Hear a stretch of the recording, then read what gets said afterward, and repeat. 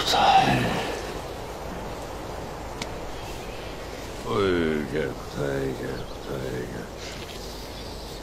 Oy.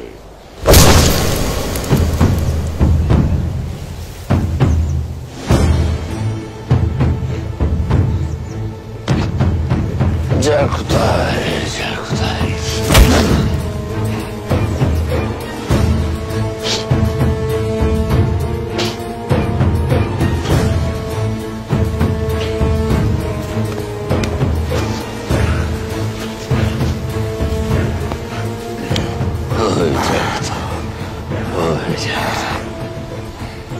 Şimdi diyesin hele. Osman'ımı kiminle oynattınız? Kuzgunu, salan kimidi? Diyesin hele.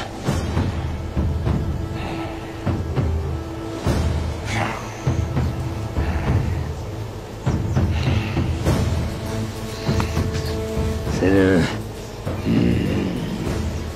ince doğrarım Cerkutay. Etini kuşbaşı eder, ahanda köpeklere atarım. O yüzden Cerkutay, şimdi kime hizmet ettiğini diyesin hele. Ben oynayamıyorsun Cerkutay. Bu meselede amma burada.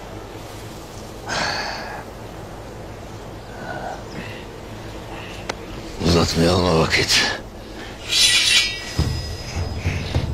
Kısa keselim.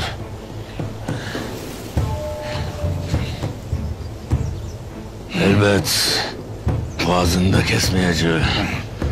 Şimdi o iki kulağını da keseceğim. Önce birini, sonra diğerini. Ha? Sen yine konuşacaksın.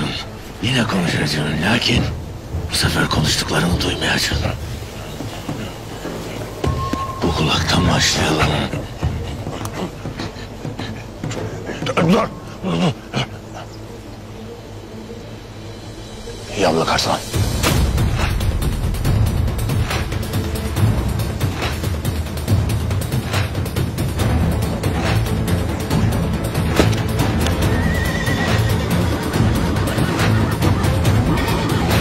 Yavlak Arslan. Yavlak Arslan.